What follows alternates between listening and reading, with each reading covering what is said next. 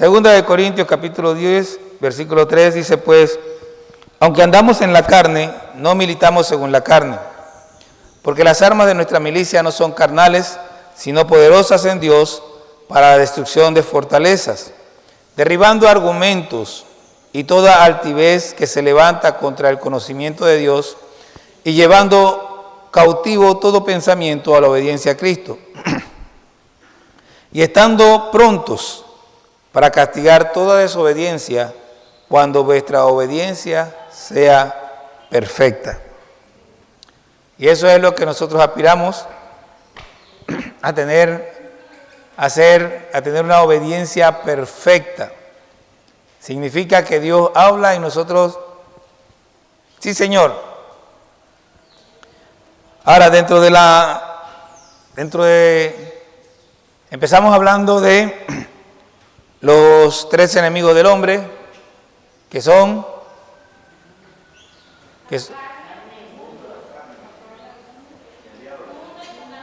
el diablo, la carne, el diablo, el mundo y la carne. Y el peor de todo es la carne,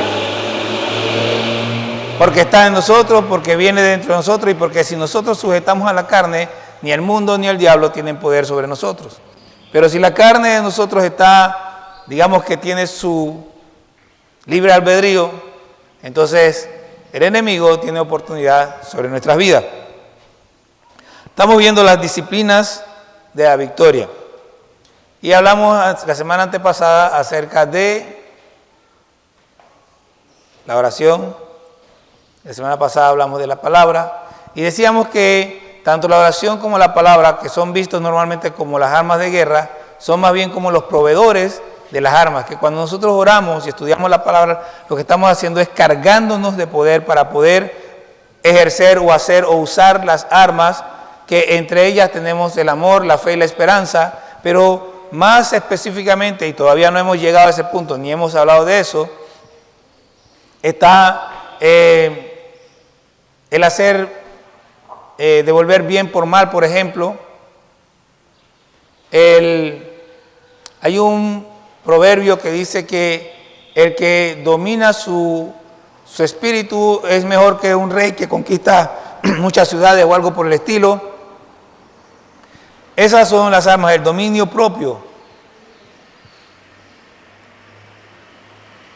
Es una arma poderosísima, el no contestar de acuerdo a mi emoción, de acuerdo a lo que me hicieron, yo te ahorco, no, sino el quedarme tranquilo,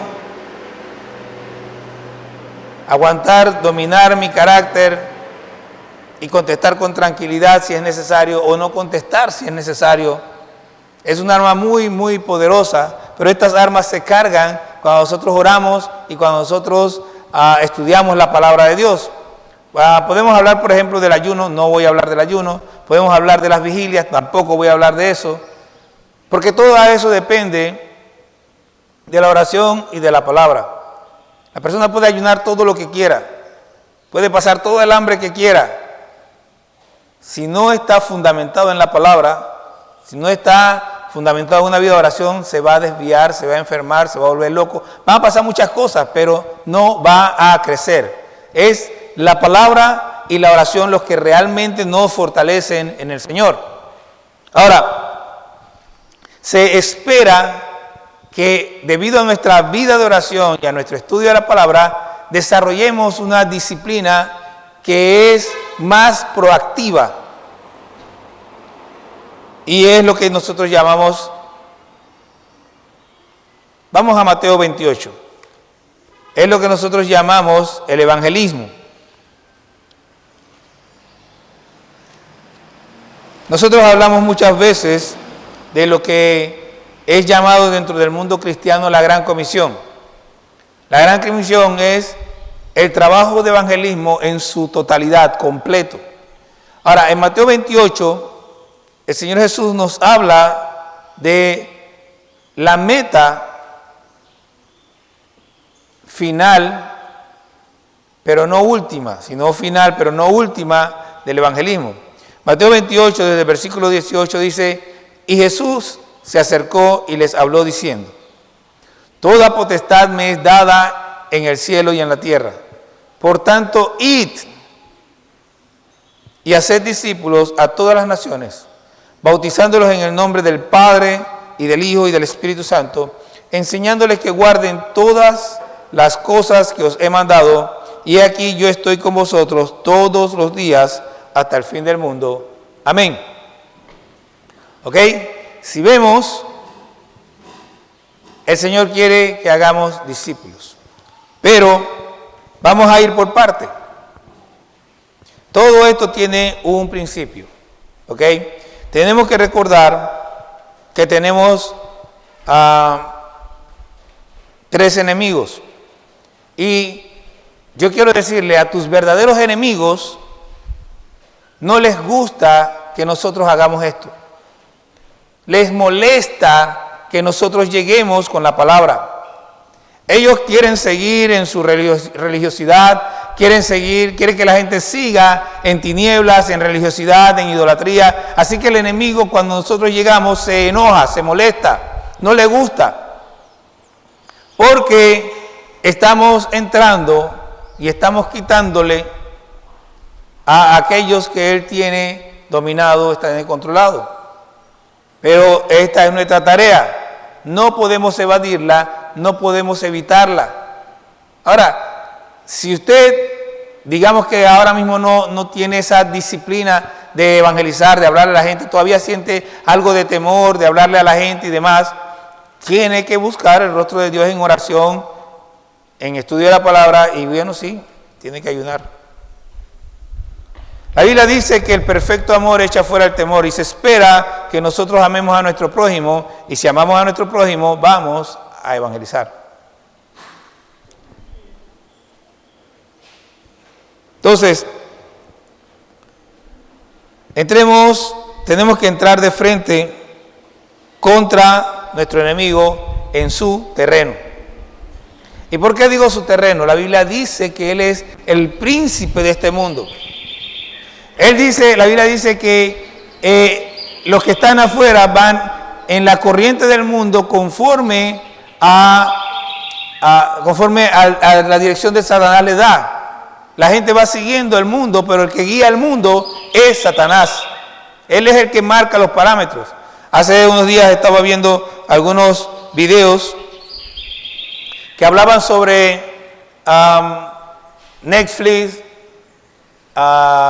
Disney Channel, Nickelodeon y todos estos canales supuestamente que son para niños. Netflix no es para niños, pero tiene una sección para niños.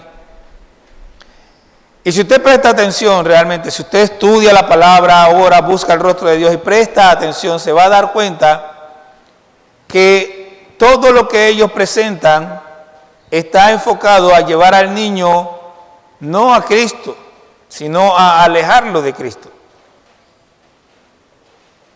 Todo lo meten sublime, encuentran formas de hacer ver como que la relación entre hombre y hombre, mujer y mujer está bien. Y hay cómicas, inclusive están quitando cómicas antiguas que, pues, tampoco era que fueran de que súper buenas, pero de repente había, una que no es tan antigua, Toy Story. En Toy Story hay un personaje que se llama Señor Cabeza de Papa, y está la señora Cabeza de Papa. Entonces, ahora ya en la cómica no se dice Señor Cabeza de Papa porque eso es sexista. Le quitaron el sexo al Señor Cabeza de Papa, porque quieren llevar a los niños a que tengan una mente retorcida pensando que el hombre no es hombre y la mujer no es mujer, sino que cada quien es lo que se le ocurra hacer. Entonces tenemos que tener cuidado y entender en qué mundo estamos viviendo. Y tenemos que hacer esta tarea para ayudar a la gente a que no caiga en eso. De hecho, es tan triste que muchos cristianos, en todas partes, en Panamá y en todas partes. Juan capítulo 20, versículo 21. Jesús hablando a los discípulos, ¿ya lo tienen? Jesús aparece después de resucitado a los discípulos y se presenta delante de ellos.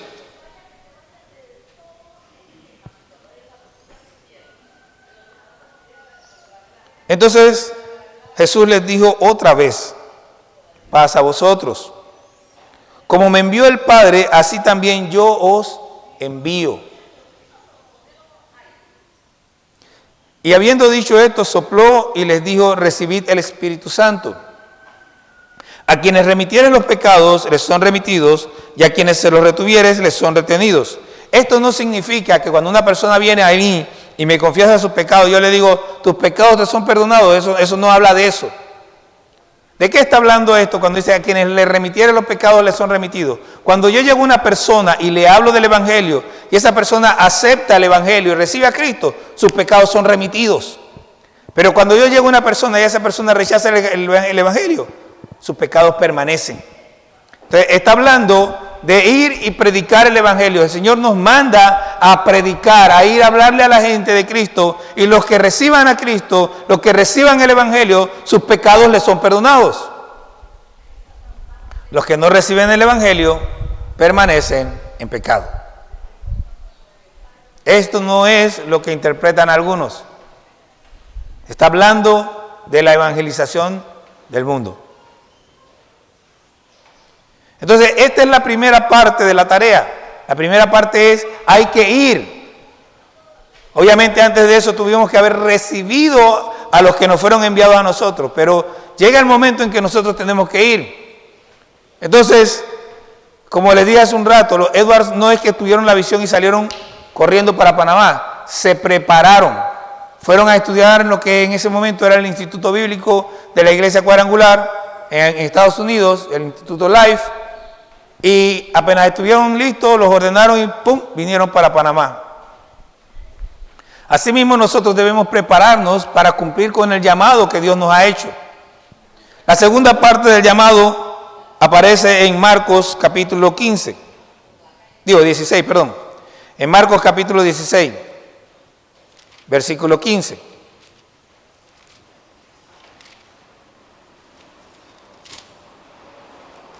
Porque donde quiera que lleguemos, esta es nuestra tarea. Dice: y les dijo: id por todo el mundo y predicad el Evangelio a toda criatura. El que creyere y fuere bautizado será salvo, mas el que no creyere será condenado. ¿Se da cuenta lo que sigue después de predicar? Lo mismo que seguía después de id, es lo mismo que sigue después de predicar. El que creyere será salvo, y el que no creyere, nanay, no lo será. Será condenado. Esta parte de la tarea va acompañada de otra parte que aparece en Hechos capítulo 1. Lo que estamos viendo en este momento es el proceso que nosotros llamamos la Gran Comisión. Normalmente la gente se va a Mateo 28 y habla de la Gran Comisión, pero eso es incompleto. No puedes hacer discípulos si no los ganas primero para Cristo. Entonces, primero es ir, predicar, y mientras predicamos, el versículo 8 dice lo siguiente: pero recibiréis poder cuando haya venido sobre vosotros el Espíritu Santo, y me seréis testigos en Jerusalén, en toda Judea, en Samaria y hasta lo último de la tierra. Para testificar, nosotros tenemos que vivir. Usted no puede testificar de algo que no sabe, de algo que no ha visto, de algo que no ha oído. Nosotros testificamos de lo que nosotros vivimos. Jesús dijo en un momento dado, cuando él estaba en casa del fariseo, que llevó a aquella mujer con el frasco de alabastro y perfume y derramó sobre el pie de Jesús, y que el fariseo empezó a juzgarla. Jesús le contó toda una historia, y después le dijo: ¿quién amará más? Y el fariseo dijo: al que se le perdonó más. Entonces Jesús dijo: bien has juzgado. El asunto es: ¿cuánto se te perdonó a ti? ¿Cuánto sientes que te ha perdonado Dios? ¿Cuán perdonado te sientes? Porque el problema es que muchos de nosotros no estamos conscientes de la magnitud del perdón de Dios. Y si quieren tener una idea, piense en la magnitud del castigo, piense en lo que es el infierno. La idea más vaga que cualquier persona pueda tener del infierno es terrible. Entonces usted piense cuánto le perdonó el Señor. La pregunta aquí es, ¿cuánto le ama? Si usted sabe, puede evaluar y decir, bueno, yo amo mucho al Señor porque, ¿por qué? Porque viene a la iglesia. ¿Qué está dispuesto o dispuesta a hacer por el Señor? Porque ahí es donde usted lo mide. Ahí es donde el Señor Jesús dijo, nadie tiene mayor amor que este, que uno ponga su vida por sus amigos. ¿Estás dispuesto a darle su vida a Dios? Tiene que entender que usted no puede testificar de lo que no ha vivido. No puede hablar del amor de Cristo si no lo ha experimentado. No puede hablar de la misericordia de Dios si no la ha sentido, si no la ha percibido. No puede hablar de la sanidad ni de la provisión de Dios si usted no se ha dado cuenta cómo Dios sana y provee. Hay gente que dice, sí, yo creo en el Señor, Él es el que me da el sustento, mi trabajo, no, el Señor es el que suple para que mi jefe me pague y no sé qué, no sé cuándo. Pero cuando llega la hora que pierde el trabajo empieza, ay, estoy sin trabajo y no sé qué hacer y ahora cómo. No era que Dios te suplía. Porque ahí es donde nos damos cuenta realmente en qué estamos creyendo. Yo creo que Dios es mi proveedor. Y tenga empleo o no tenga empleo, Dios me va a suplir. Él siempre va a estar allí. Eso no significa que me voy a cruzar de brazos. Significa que yo voy a confiar en Él. Y voy a tratar de escuchar lo que Él me está diciendo para hacer lo que Él me pide.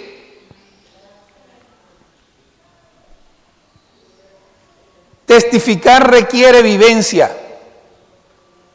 No se puede testificar sin vivencia. No se puede testificar si nosotros no tenemos una experiencia. No se puede testificar o hablar de lo que no se ha visto y oído. Tenemos que abrir los ojos, tenemos que despertar nuestros sentidos, tenemos que despertar nuestros oídos y empezar a darnos cuenta cuántas cosas Dios está haciendo por nosotros cada día. Para que cuando nos encontremos con alguien, no estemos diciéndole, no, yo voy a testificar porque Dios es bueno, porque Dios hoy me permitió respirar. No, Dios hizo algo más. Cuando usted habla de eso, la gente dice, mira qué tonto, eso también lo hizo por mí. Y no fue Dios, simplemente me paré. La gente tiene que ver a un Dios diferente. La gente tiene que notar un Dios grande y verdadero, un Dios fuerte. Porque las otras cosas Dios ya las estableció, ocurren por naturaleza. Dios hace cosas sobrenaturales y las hace todos los días. Pero ¿tenemos nuestros sentidos despiertos para poder escuchar a Dios cuando no está, para poder darnos cuenta de cómo Dios está obrando, de cómo Dios está proveyendo, para poder darnos cuenta de cómo Dios está sanando, de los milagros y las señales que Dios está haciendo todos los días? Porque nosotros podemos hablar, o sea, yo les puedo hablar a ustedes de cómo Dios nos ha protegido en lugares de que la gente llama zona roja. De hecho, el área donde está Calle Q normalmente lo llaman zona roja, pero nosotros entramos y salimos todo el tiempo de ahí. Yo les puedo hablar de cómo nosotros entramos en ciertos lugares y hay tiroteo, pero el tiroteo empieza después que nosotros nos fuimos. Les puedo contar cómo arrestaron a un hombre 1 hora después que salimos de su casa, y si hubiéramos estado ahí nos arrestan a nosotros también. Yo les puedo decir cómo Dios nos ha provisto en momentos en que no hay nada. Yo puedo testificar que mi Dios es bueno. Yo puedo testificar que mi Dios es poderoso. La pregunta es si usted puede hacerlo. La pregunta es si cuando usted le va a hablar a alguien de Dios, necesita recurrir. Porque podemos hablar del testimonio de otro, no hay ningún problema. El problema es cuando nunca podemos hablar de lo que Dios hace en nuestra vida. Somos llamados a testificar. La gente va a ver a Dios en nosotros, en lo que nosotros vivimos, en lo que nosotros hacemos, en lo que Dios hace en nuestra vida. Ahí pueden ver a Dios. Hay gente en el mundo que siempre está diciendo que Dios esto, que Dios lo otro, que Dios aquello, pero en realidad ellos están alejados de Dios. Y lo único que están viviendo es la misericordia de Dios por lo que Dios ya ha establecido. Pero los milagros y las señales son para el pueblo de Dios, para los que tienen los ojos abiertos, los sentidos, los oídos despiertos, y que pueden testificar y decir con certeza, con seguridad, mi Dios es real. Eso no es tarea del pastor, es tarea de toda la iglesia. Muchas veces dicen, pero pastor, ¿qué hago? Ora, pídele dirección al Señor y arranca. A mí me gusta mucho, yo me acuerdo, todavía me acuerdo, hay ciertos versículos que cuando yo recuerdo el momento en que se hicieron vivos, porque a veces uno lo lee y nada, pero hay un momento en que un versículo se hace vivo. Bueno, yo que siempre estoy diciendo, no, que no saquen los textos de su contexto, que no lo lean a mitad, hay un versículo que yo siempre cito a la mitad, siempre, no me acuerdo de la otra mitad nunca. Así que cuando lo cito a la mitad. Yo sé lo que dice, es un salmo, yo sé lo que dice el Salmo 81, sé de qué está hablando. Pero cuando llego a ese versículo, acompáñame al Salmo 81.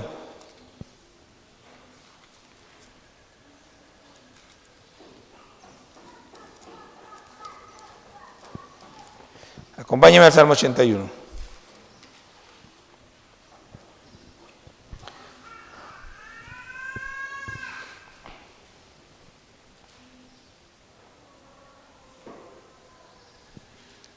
Mire lo que dice el versículo 1. Dice, cantad con gozo a Dios, fortaleza nuestra, al Dios de Jacob aclamad con júbilo.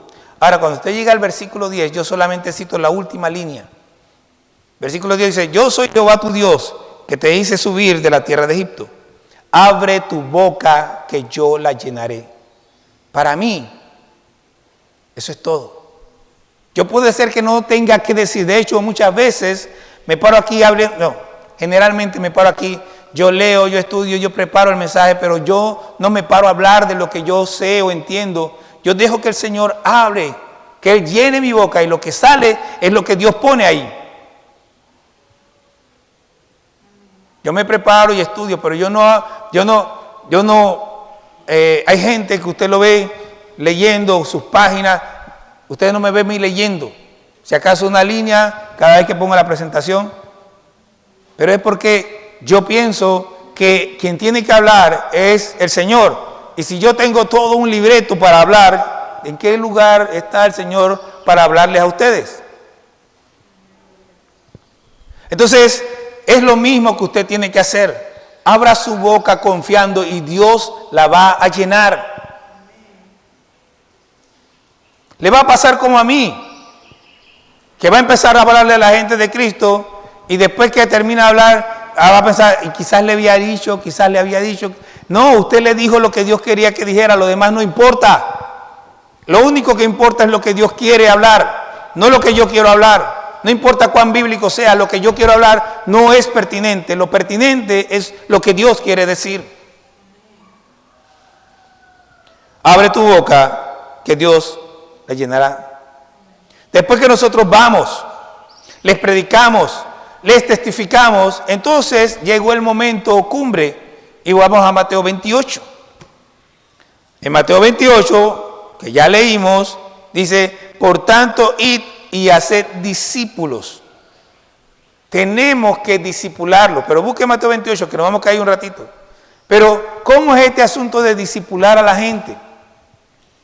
Tenemos que leer el versículo 18, es sumamente importante. Generalmente nos lo saltamos porque no, es que el mandato es este. No, es que el mandato tiene condiciones. La primera condición dice, Jesús se acercó y les habló diciendo, toda potestad me es dada en el cielo y en la tierra. Eso no está escrito por gusto. Es para que nosotros sepamos algo. Nosotros no vamos a ser discípulos en nuestras fuerzas, sino en la potestad de Jesús, en el poder de Él, es que hacemos discípulos. Nosotros vamos no porque nosotros queremos, no porque seamos muy sabios, no porque seamos muy fuertes. Nosotros vamos en el nombre de Jesús, por su poder, por su potestad. Y enviados en Él, entonces hacemos discípulos. Entonces los bautizamos en el nombre del Padre, del Hijo y del Espíritu Santo. Entonces les enseñamos todas las cosas, que guarden todas las cosas. No les decimos simplemente aprende, no. Ustedes saben bien, nuestra predicación siempre ha sido vivan. Estudien la palabra y aplíquenla. Cada vez que hablamos es lo mismo. Guarden todas las cosas, vivan de acuerdo a todas las cosas que Jesús nos mandó a hacer. De ahí que no nos vengamos por nosotros mismos. De ahí que tomamos la decisión de amar a nuestros enemigos. De ahí que nosotros bendecimos a los que nos maldicen y oramos por los que nos ultrajan y nos persiguen. De ahí que nosotros hacemos con las personas las cosas que queremos que hagan con nosotros y no hacemos otra cosa. Y de ahí que nosotros enseñamos a la iglesia a hacer eso. Todo lo que Jesús nos ha enseñado. Todas las cosas que Él nos ha mandado. Y mientras nosotros hacemos eso, tenemos una garantía. ¿Se acuerda que allá en Juan Jesús sopló y dijo, reciban el Espíritu Santo? ¿Y se acuerdan que en Hechos dice, recibiréis poder cuando haya venido sobre vosotros el Espíritu Santo? Bueno, lo que aquí dice en Mateo es, he aquí yo estoy con vosotros todos los días hasta el fin del mundo. ¿Cómo? Por el poder del Espíritu Santo que mora en nosotros. Pero tienen que hacerlo, tienen que creerlo. El Espíritu Santo, dice el apóstol Pablo, se recibe por fe, no por duda. Usted ha recibido a Cristo, entonces también ha recibido el Espíritu Santo. Que quiere ser bautizado, ya esa es otra cosa, búsquelo. Ore, clame. Póngase de rodillas. La historia de Amy Semple McPherson dice que un día ella se escapó de la escuela.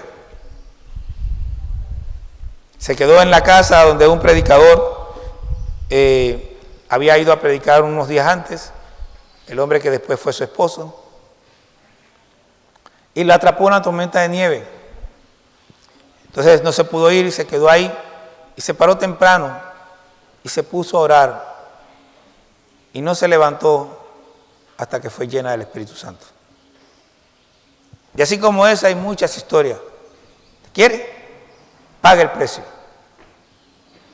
porque hay un precio que pagar.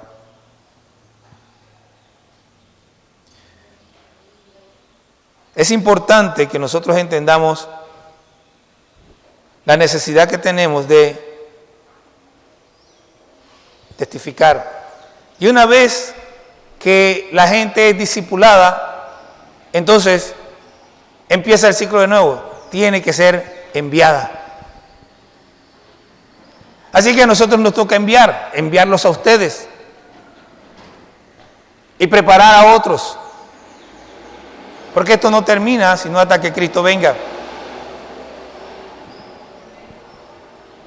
Entonces nos toca a nosotros decir, así como Cristo me envió a mí, yo los envío a ustedes.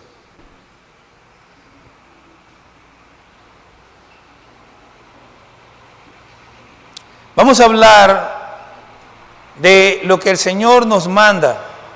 Y vamos a Mateo capítulo 5.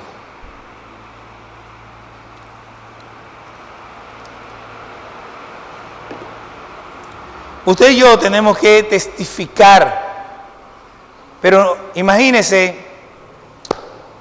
que yo soy un cristiano borracho, que le meto y el domingo estoy aquí, gloria a Dios, aleluya, y todos los vecinos me ven tomando después. No soy borracho, no, eso es demasiado obvio. Yo soy un vecino cascarrabia, siempre estoy peleando con los vecinos, que si el perro se hizo ahí, yo voy y le tiro la caca al vecino, que si los niños están jugando en la calle, yo me molesto, que si alguien me toca las matas, empiezo a gritarle, ¿ok? ese soy yo. Y después salgo con mi Biblia. Dios le bendiga, vecino, quiero hablar sobre la palabra. Mateo capítulo 5, versículo 13. Vosotros sois la sal de la tierra, pero si la sal se desvaneciere, ¿con qué será salada? No sirve más para nada, sino para ser echada afuera y hollada por los hombres. Ahora yo quiero que usted note algo, porque si usted no presta atención va a pensar que la sal se desvaneció, como que desapareció. No, aquí está diciendo, mire, pero si la sal se desvaneciere, ¿con qué será? No sirve para nada. ¿Qué quiere decir esto? Está hablando de que la sal físicamente existe, pero ya perdió sus propiedades. No sirve para sazonar porque ya no tiene las propiedades para salar. Ahora, usted puede ser muy cristiano, puede venir todo domingo a la iglesia, pero si es un cascarrabia, no sirve para nada.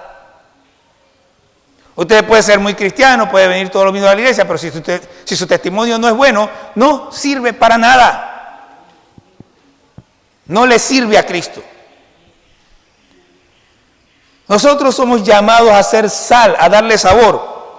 Si nosotros vamos a Job, no vamos a ir, pero usted puede leer Job, capítulo 6, versículo 6. Ahí usted va a ver que la sal es para lo desabrido. Este mundo es un mundo sin sabor, sin sazón. Es como la clara del huevo, sobre todo cuando la fríe en agua. No sabe a nada. Eso no da ganas de nada. Entonces hay que echarle sal para que tenga algo de saborcito y uno de verdad se la quiera comer. ¿Sí o no? ¿Alguno de ustedes ha freído el huevo en agua? Bueno, yo sí he probado eso. No se lo recomiendo. Hay que echarle mucha sal porque la verdad que queda bien soso. Entonces, nosotros somos los que le damos gusto a la tierra. ¿Cómo hacemos eso? Bueno, ya se los expliqué. Cuando yo tengo dominio propio, cuando yo soy una persona que sabe amar al vecino, cuando yo soy de los que, en vez de ponerme bravo con el vecino, voy y converso con el vecino. Mire, tenemos una vecina enfrente. Ya tenemos 13 años de estar viviendo ahí. Son 13 años saludando a esa vecina. Y creo que hasta el año pasado o antepasado fue que ella por primera vez me sonrió. Ahora Vanessa y ella son así como medio hinchipinchi. Así se intercambia platillos. Una vez le llevamos unos guineos, sí, fue unos guineos de la cosecha del patio. Y ella nos devolvió un arroz con leche. Y ha resultado ser una aliada increíble. Cuando estuvimos allá, que estaba Giovanni y Timothy estaban trabajando en el asunto del techo, nos ofreció su estacionamiento. ¿Te acuerdas, Giovanni? Nos ofreció el estacionamiento de ella. O sea, ella salió y dice, ¿pueden estacionar el carro aquí? Pero tomó como 11 años de saludarla cada vez que la veía, siempre con su rostro adusto. En estos días cruzó, Vanessa, y le regaló una plantita. Y bueno,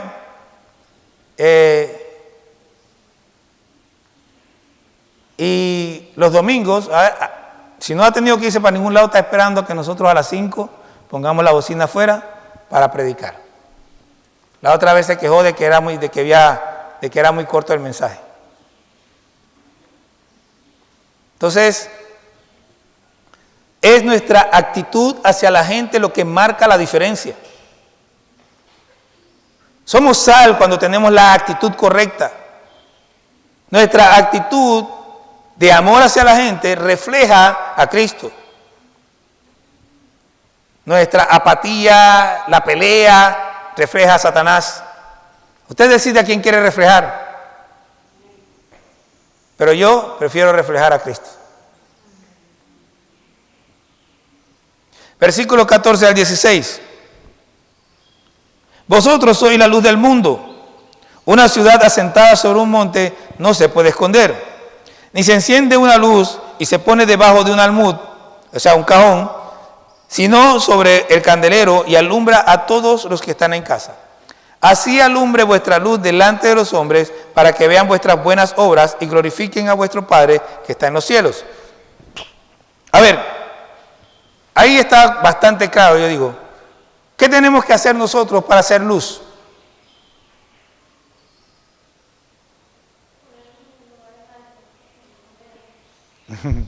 Nos ponemos en alto porque somos luz. Pero ¿qué tenemos que hacer para hacer luz? Ahí lo dice, yo creo que bastante claro. No le pregunté con la sal porque no estaba tan claro, pero aquí está clarito, ahí dice lo que tenemos que hacer para hacer luz. Es más, se lo voy a poner fácil, está en el versículo 16 para que les sea más fácil. ¿Qué dice? Tenemos que hacer buenas obras para que los hombres vean sus buenas obras. ¿Pero qué buenas obras? Cruzar a la ancianita a la calle, darle, ayudar al perrito que está cojito. ¿Qué buenas obras? ¿De qué buenas obras habla ahí que nosotros tenemos que hacer, que la gente tiene que ver?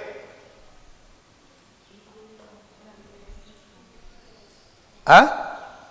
Ese asunto de esa máscara es un problema porque la gente habla y no le oigo. ¿Qué clase de obras está hablando?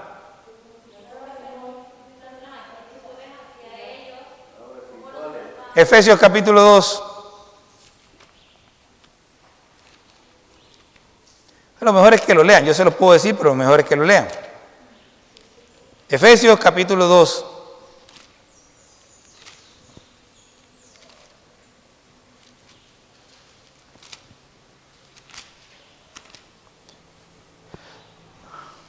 Versículo 10 dice, desde el 8. Porque por gracia sois salvos por medio de la fe, y esto no es de vosotros, pues es don de Dios, no por obras, para que nadie se gloríe. Porque somos hechura suya, preste atención, creados en Cristo Jesús para buenas obras. Déjeme leerle esto de nuevo. Creados en Cristo Jesús para buenas obras, las cuales Dios preparó de antemano para que anduviésemos en ellas. Tenemos que andar en las obras buenas que Dios preparó de antemano. Eso puede incluir cruzar a la ancianita a la calle, como puede ser que no lo incluya. Puede ser que Dios quiera que deje a la ancianita allá porque Él tiene un plan diferente. Nosotros lo que tenemos que saber es entender qué es lo que Dios nos está pidiendo que hagamos hoy y ahora. Son las obras que Él nos pide que hagamos las que le glorifican, no las que nosotros creemos que son buenas.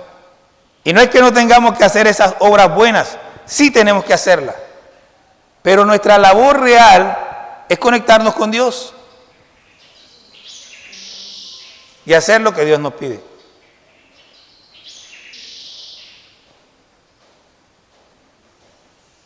Hay una historia de un pastor que supuestamente tenía una unción tremenda para sanar.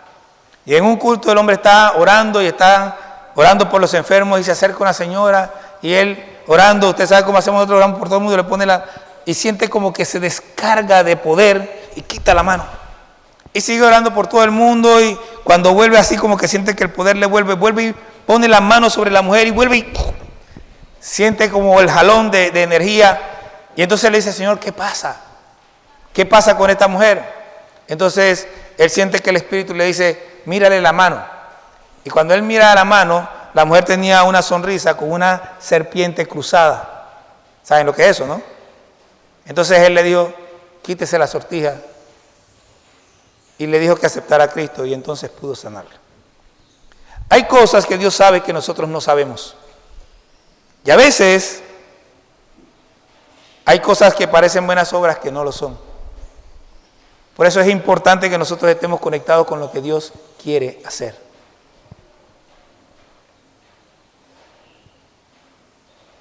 Tenemos que ser luz haciendo lo que agrada a Dios. Y pastor, ¿cómo yo sé qué es lo que agrada a Dios? Estudie su Biblia, ore y deje que Dios le hable. Su guía es Él, no yo. Yo no sé lo que Dios quiere para usted. Por lo menos todavía no me lo ha dicho. Y si me lo dice, créame que se lo voy a decir. Pero usted tiene que buscar de Dios. Y tiene que aprender a escuchar lo que Dios está diciendo. Nosotros estamos aquí porque pudimos escuchar lo que Dios nos decía. Si no, estaríamos todavía allá en una banca en Callecú, A lo mejor seríamos maestros, yendo los domingos, haciendo citas para sentarnos los domingos en la banca con un grupo de gente más. Pero seguro no estaríamos aquí. Tiene que depender de Dios. Nosotros estamos para ayudarlo en todo lo que podamos, pero si usted no aprende a depender de Dios, por más buena intención que yo tenga, se va a extraviar.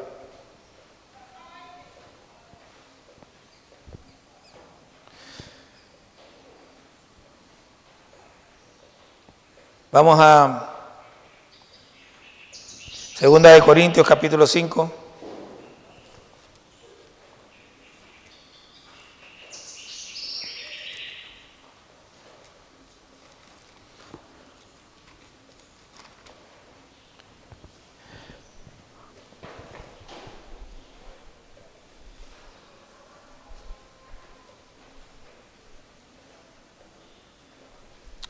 Versículo 17. De modo que si alguno está en Cristo, nueva criatura es. Las cosas viejas pasaron, y aquí todas son hechas nuevas. Y todo esto proviene de Dios, quien nos reconcilió consigo mismo por Cristo, y nos dio el ministerio de la reconciliación. Que Dios estaba en Cristo reconciliando consigo al mundo, no tomándoles en cuenta a los hombres sus pecados, y nos encargó a nosotros la palabra de reconciliación. Así que somos embajadores en nombre de Cristo. Como si Dios rogase por medio de nosotros, os rogamos en nombre de Cristo. Reconciliaos con Dios, por favor. Al que no conoció pecado, por nosotros los hizo pecado, para que nosotros fuésemos hechos justicia de Dios en él. Así pues, nosotros como colaboradores suyos, os exhortamos también a que no recibáis en vano la gracia de Dios. Usted y yo somos embajadores de Dios. Pero imagínese un embajador que no representa los valores de la nación que lo envió.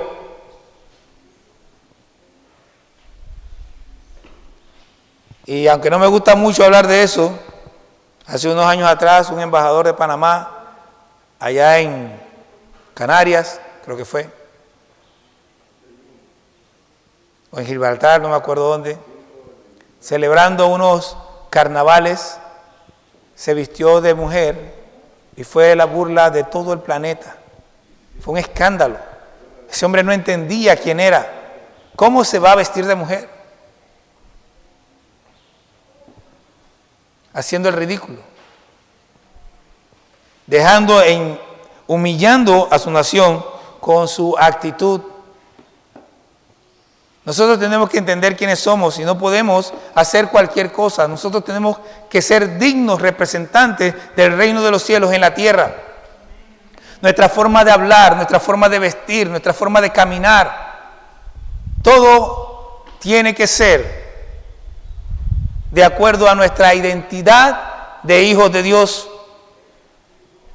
El viernes yo comentaba en la iglesia que cuando yo me fui a vestir para el culto, porque me tocaba predicar, me vino a la mente, ¿a quién vas a representar? ¿Cómo te vas a vestir? Entonces pensé en toda esa gente que se viste de cualquier manera y dije, no, yo tengo que vestirme. Yo soy, o sea, lo natural mío es andar en suéter, zapatilla. Pero yo iba a predicar y dije, me voy a poner corbata. Y por eso hoy tengo corbata. Ustedes se dieron cuenta que hace un tiempo atrás, hace un mes, andaba sin corbata, ¿verdad? Bueno, ese soy yo. Este es el Hijo de Dios. Tiene corbata. Se viste elegante porque es para su Dios. El embajador tiene que hacer muchas cosas. Tiene que hacer negocios, tiene que ayudar a que su país pueda tener una buena relación con aquel otro país. Pero nosotros no venimos a hacer buenas relaciones aquí. Por lo menos no con el príncipe de este mundo, sino que venimos a quitarle. Venimos a decirle a la gente, usted tiene la oportunidad de pertenecer a un mejor reino. Estamos metidos dentro para hacer un trabajo. para representar a Dios, y para eso tenemos que conducirnos como hijos de Dios. Tenemos una tarea. Pero hay una condición. Sin esta condición usted nunca, déjeme decírselo de nuevo así con énfasis, usted nunca va a poder ser un digno representante de Dios. Jamás lo logrará. Acompáñeme a Juan capítulo 15, perdón. Juan capítulo 15. Juan capítulo 15.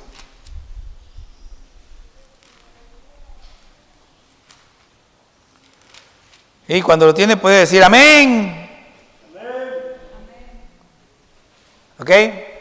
Vamos a leer desde el versículo 1 para tener así el contexto de lo que está pasando. Jesús dice: yo soy la vid verdadera y mi Padre es el labrador.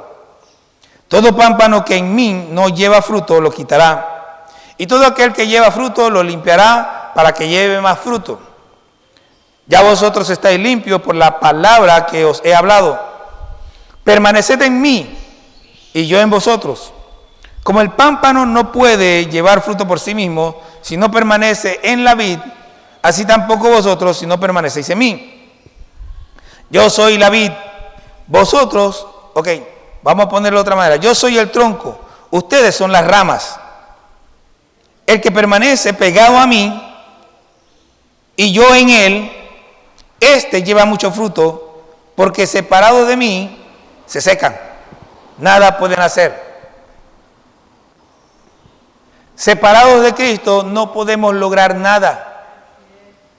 ¿Quiere ganar almas? Péguese a Cristo. ¿Quiere vivir en santidad? ¿Quiere poder dominar su carácter? Péguese a Cristo. ¿Quiere amar a su enemigo? Péguese a Cristo. Es tomando de la savia, tomando de Cristo que nosotros nos fortalecemos. Es buscándole en oración, es buscando la palabra, estudiando la palabra, preguntándole: Señor, enséñame este coco duro, ábrelo para que pueda entrar lo que tú me quieres decir. Dame un corazón nuevo que pueda, dame un corazón de carne. Quita, Señor, toda la costra que hay ahí para que tu palabra pueda penetrar. Y que yo pueda realmente llevar fruto. ¿Cuántos quieren llevar fruto para Dios? Bueno, yo quiero llevar mucho fruto. No quiero poco. Y aunque hay una discusión, yo les voy a decir lo que yo entiendo. Porque yo escucho mucho y leo mucho, y mucha gente cuando oye la palabra fruto en la Biblia, su cabeza se conecta automáticamente con el fruto del Espíritu.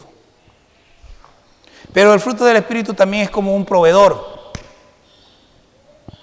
Si el proveedor está en ti, si estás lleno de amor, gozo, paz, paciencia, benignidad, bondad, fe, mansedumbre, templanza, entonces produces fruto físico. El fruto del Espíritu es como la savia que alimenta el árbol. Debido a ese fruto, entonces podemos tener mango, pero debido a esa savia, entonces podemos tener mango, mamón, uvas, etcétera, etcétera. Pero tenemos que tener esa llenura del Espíritu Santo, tenemos que tener ese fruto, no esos frutos. Ese fruto es un fruto. Amor, gozo, paz, paciencia, benignidad, bondad, fe, mansedumbre. Y el último, que es tan difícil, dominio propio, templanza. Dios quiere que llevemos fruto, pero el fruto se obtiene pegado a la vid, pegado a Cristo. Si nos pegamos a Cristo,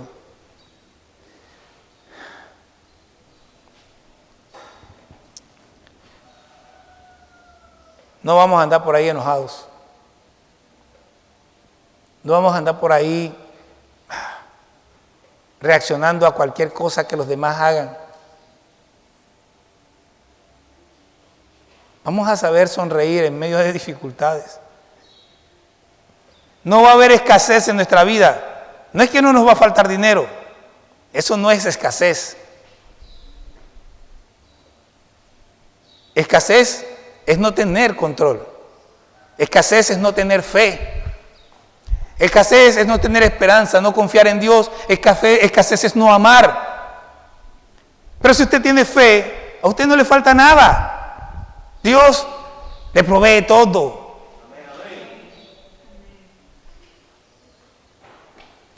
Lo material no, eso va y viene.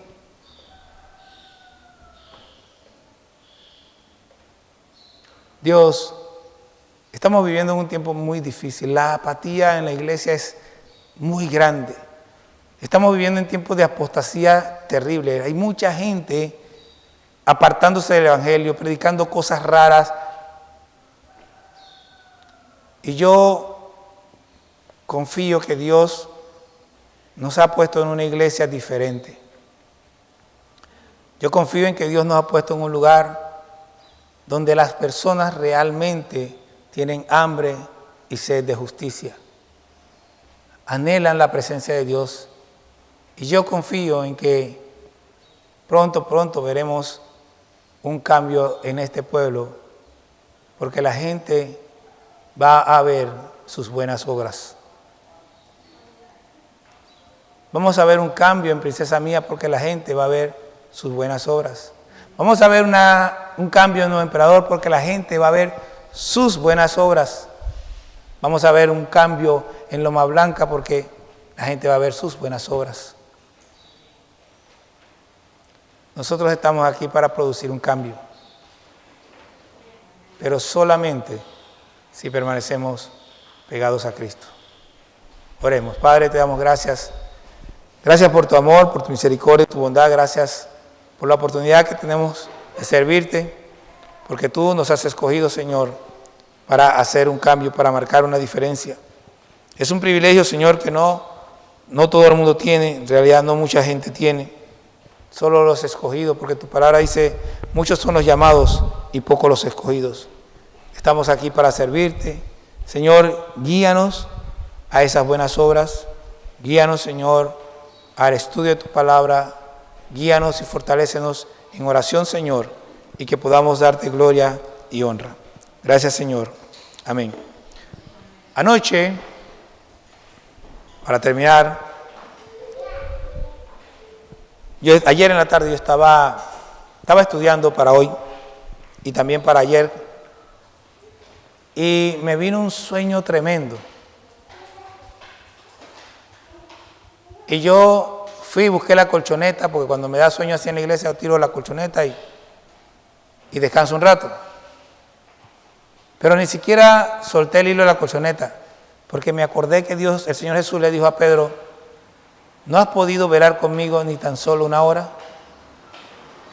Entonces dije, este sueño no viene de Dios, y me puse a orar.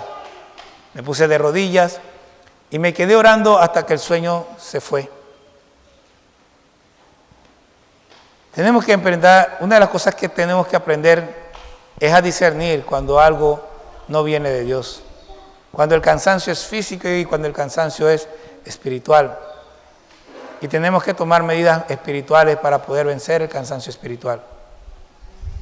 No nos dejemos vencer. Hermanos, párense temprano.